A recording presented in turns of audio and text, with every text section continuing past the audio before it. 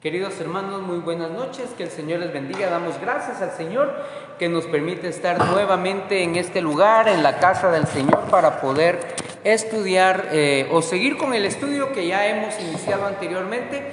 Recuérdese que estamos estudiando el Evangelio según San Lucas.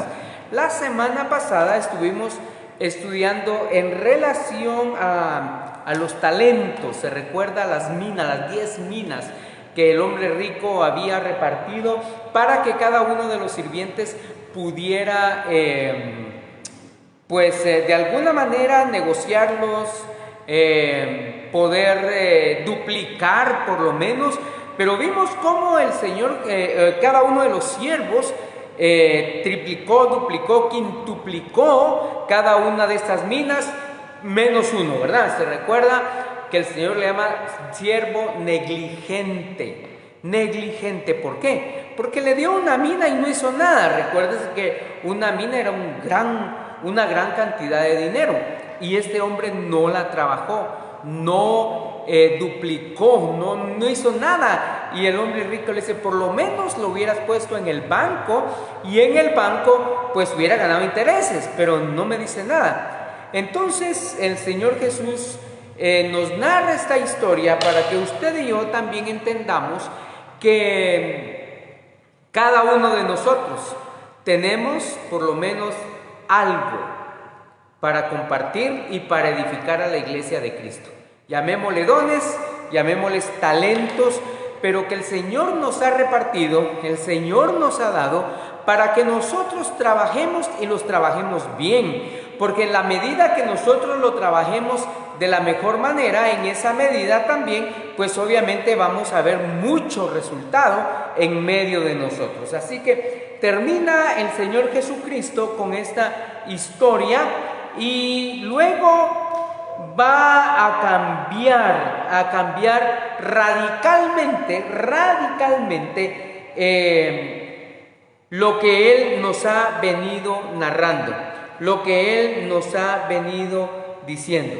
Entonces, ¿qué pasa? Lo que pasa es que el Señor Jesucristo sigue caminando. Dice Lucas que siguió caminando hacia Jerusalén, subiendo hacia Jerusalén, y cuando se acercó a Jerusalén, dice que en el monte llamado de los Olivos, envió a 2 de sus discípulos con un encargo. ¿Se recuerda usted el encargo?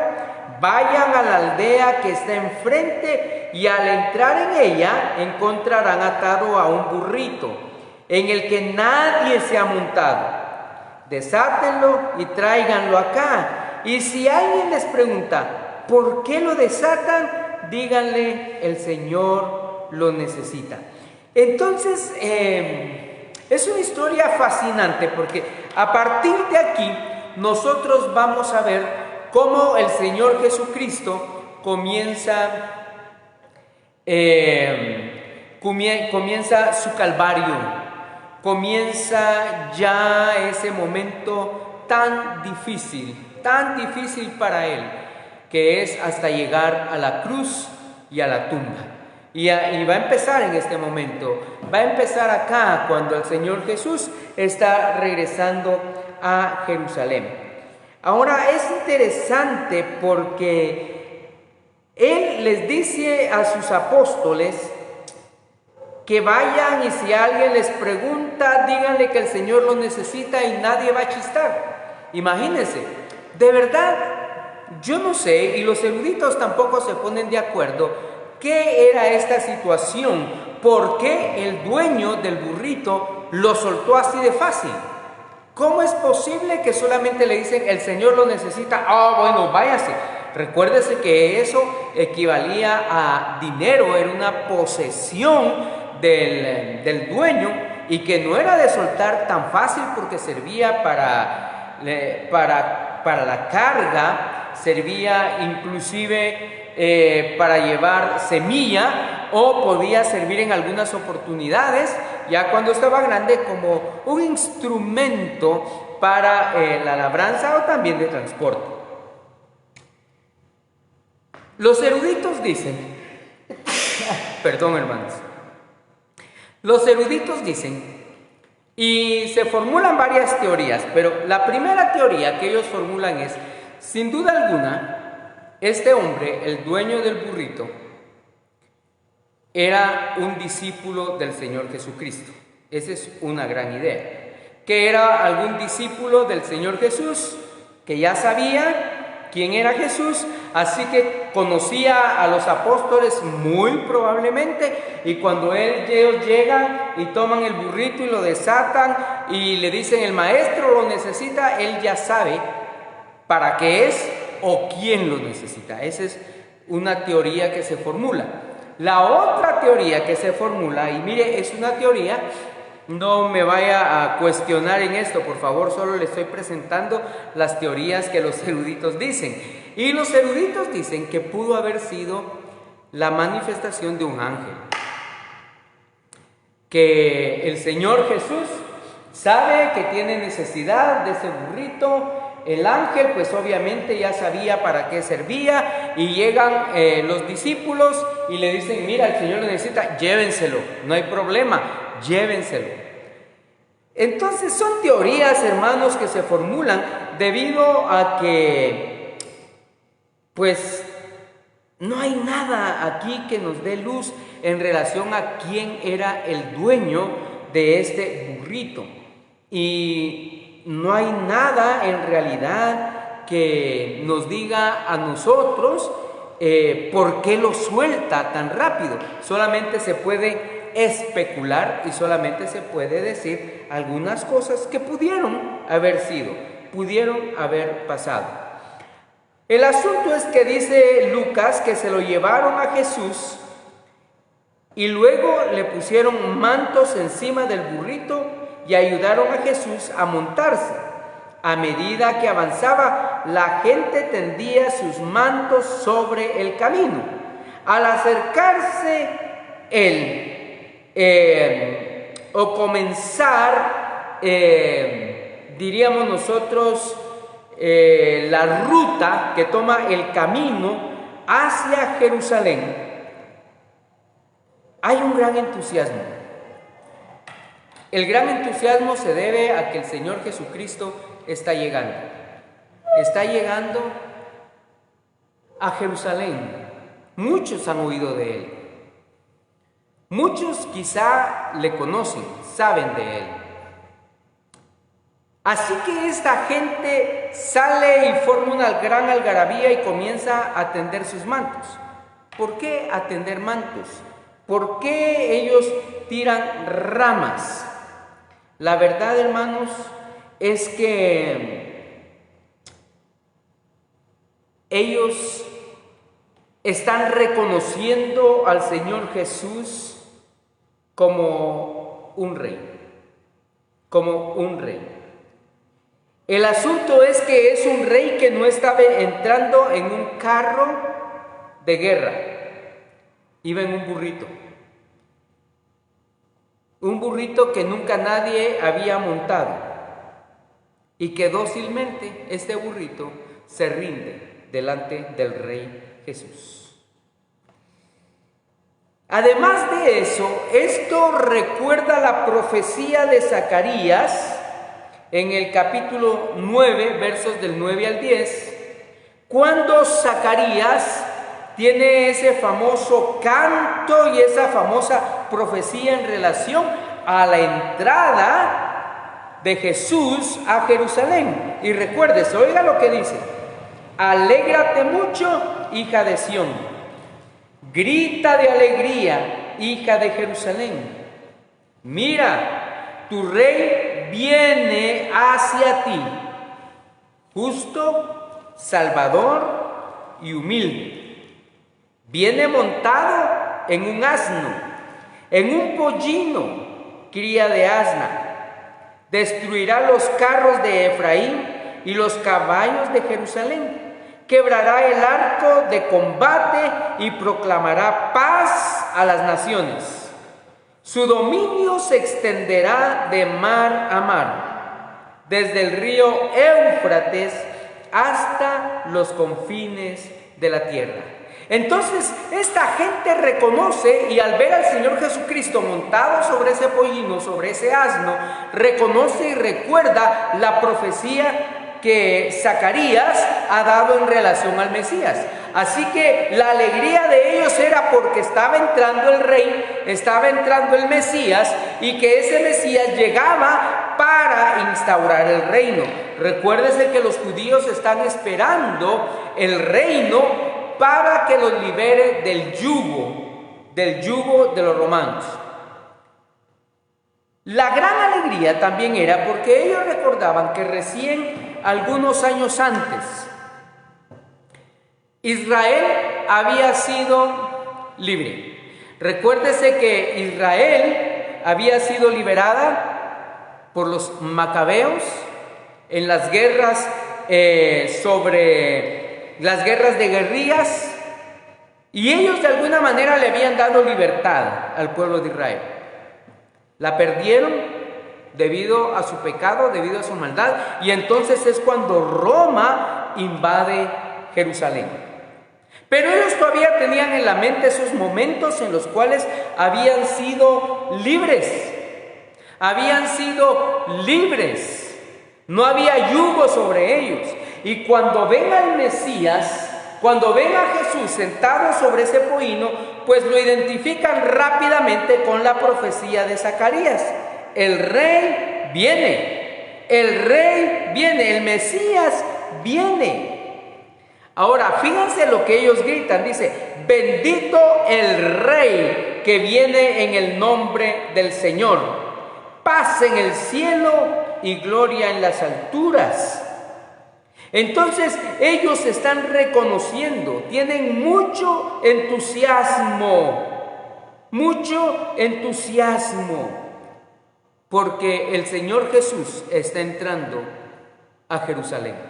Es el Mesías, es el Rey, es el Señor el que viene. Dice que viene manso y humilde, porque su reino no era un reino de guerra. No era un reino de guerra. ¿Se recuerda usted cuando el Señor Jesús va a ser puesto preso por los soldados de los sacerdotes del templo? Y Pedro instintivamente, digo yo, agarra su espada y le corta la oreja al soldado romano o al soldado. ¿Qué dice el Señor Jesús? Tranquilo, Pedro. Si yo quisiera, vendría una legión de ángeles y los destruiría a todos. Esto no es problema para mí. Pero mi reino no es de este mundo. Mi reino no es de este mundo. Mi reino es mucho más. Mi reino es más que un reino político, más que un reino económico. Mi reino es mucho más que eso. Mi reino trae paz, trae seguridad, trae prosperidad, pero no es aquí. No es aquí todavía.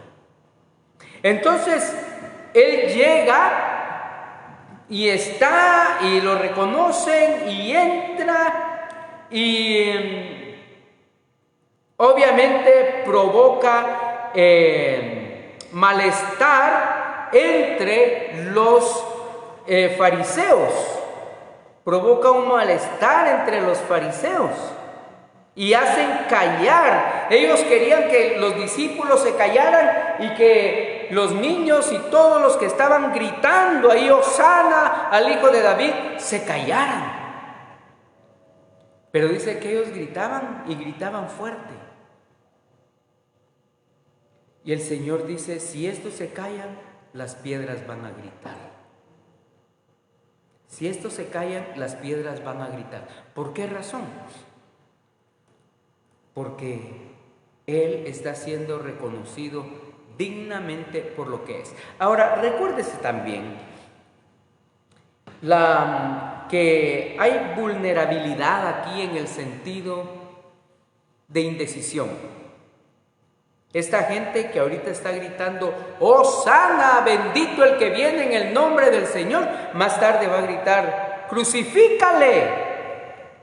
Y es la misma gente.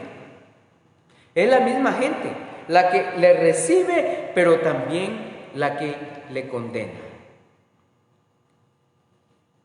Ahora, hay algo interesante acá, hermanos, en el capítulo 19, versos del 41 al 44. Y dice, cuando se acercaba a Jerusalén, Jesús vio la ciudad y lloró por ella. Y dijo, ¿cómo quisiera que hoy supieras lo que te puede traer paz? Pero eso ahora está oculto a tus ojos. Te sobrevendrán días en que tus enemigos levantarán un muro y te rodearán y te encerrarán por todos lados. Te derribarán a ti y a tus hijos dentro de tus murallas. No dejarán ni una piedra sobre piedra, porque no reconociste el tiempo en que Dios vino a salvarte. Ahora, esta es una profecía que el Señor Jesucristo está dictando en contra de Jerusalén. ¿Consecuencia de qué? Consecuencia de su incredulidad. Consecuencia que ellos no han buscado al Señor. Consecuencia de que ellos sencillamente se hacen a un lado y se apartan de la bondad y la misericordia de Dios. Ahora, fíjese usted. El pueblo judío estaba esperando a un Mesías montado sobre un caballo blanco. Así entraban los reyes, así entraban los conquistadores. Un gran caballo blanco y un ejército con él. Entraba impetuoso, entraba con su espada, entraba para conquistar. Jesús entra montado en un burrito, sin ejército, sin espada. Y encima de eso llora. Encima de eso llora por Jerusalén. El llanto en ese momento era como un aspecto de debilidad. De debilidad. Y el Señor Jesús está llorando porque conoce cuál será el futuro y reconoce cuál será la tragedia para Jerusalén. Así que el Señor le dicta esa profecía a Israel. Ezequiel hace un gran, diríamos nosotros, un gran contraste de lo que el Señor Jesús está diciendo. En Ezequiel 11:23 dice, la gloria del Señor se elevó de un medio de la ciudad y se detuvo sobre el cerro que está al oriente de Jerusalén. Según los escritores, los eruditos, dice que desde ahí, exactamente desde ese lugar que está describiendo Zacarías, desde ahí el Señor Jesucristo vio, observó toda la ciudad, y observando la ciudad es que Él dicta esta profecía. Entonces el Señor Jesucristo demuestra que Él es sacerdote, Él es profeta y Él es rey. Porque todo esto sería finalmente manifestado en su sacrificio, que sería de una vez y para siempre por todos los hombres, en todas las edades, en todos los lugares. Su dignidad de profeta era que lo que estaba expresando se iba a cumplir, sería una realidad para el pueblo de Israel. El Señor va a volver y volverá a la nueva Jerusalén. Volverá otra vez y volverá, pero ya no volverá montado en un pollino, sino volverá como un rey, como un Señor. Así el Señor volverá.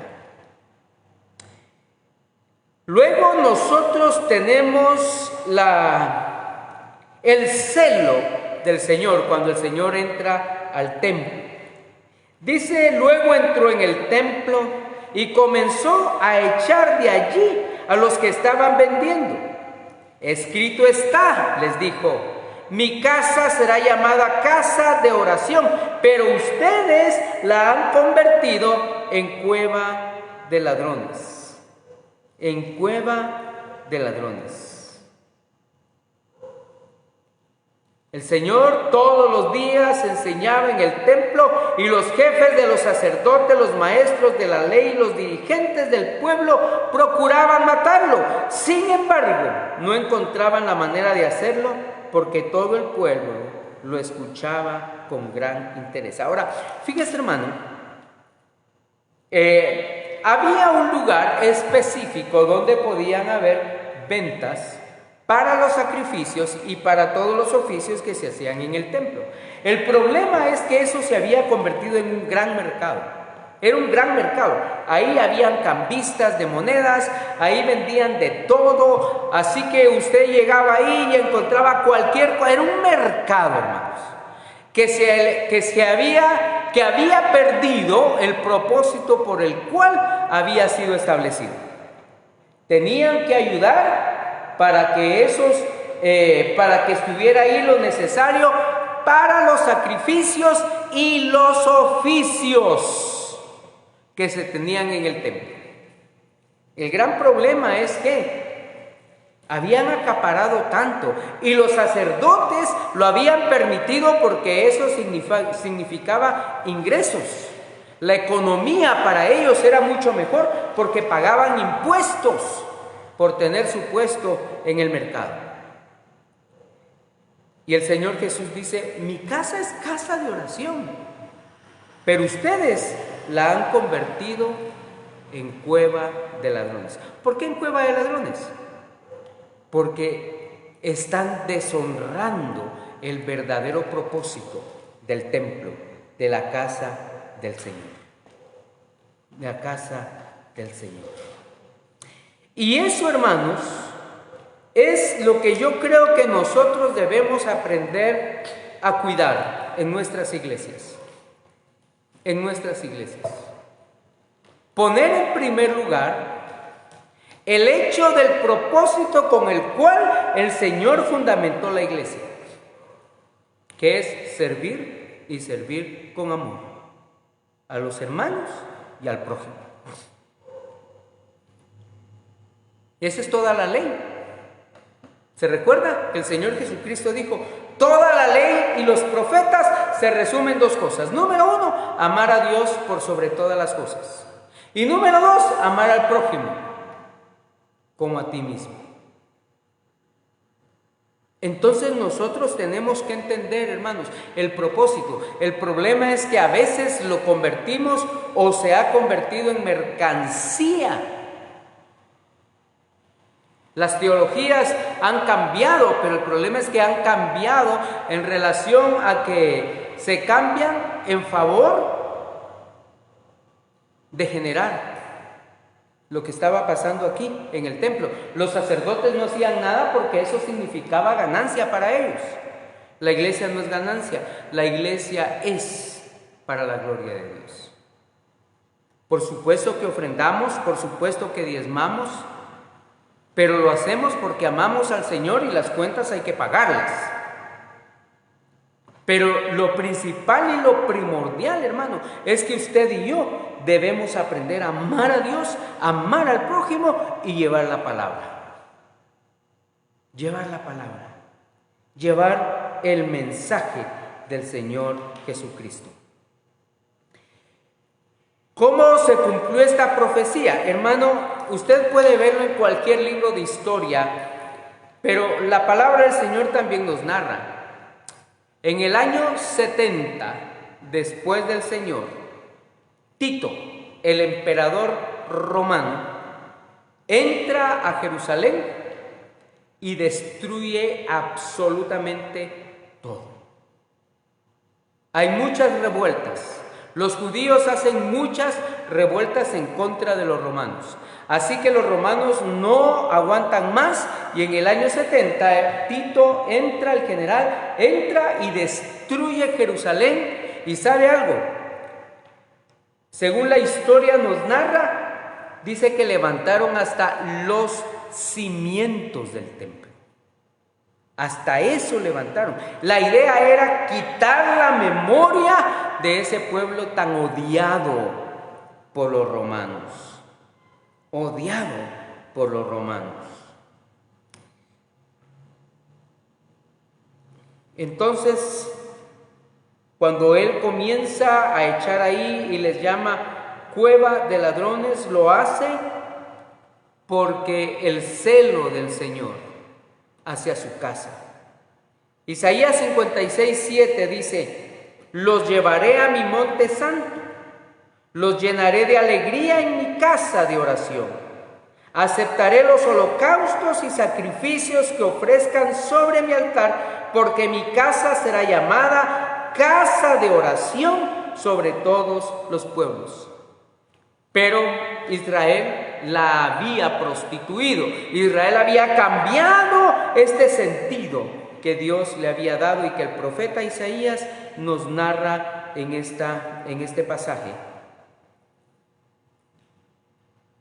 En este pasaje de Isaías 56:7. Recuérdese que el Señor Jesucristo había estado en el templo desde muy pequeño,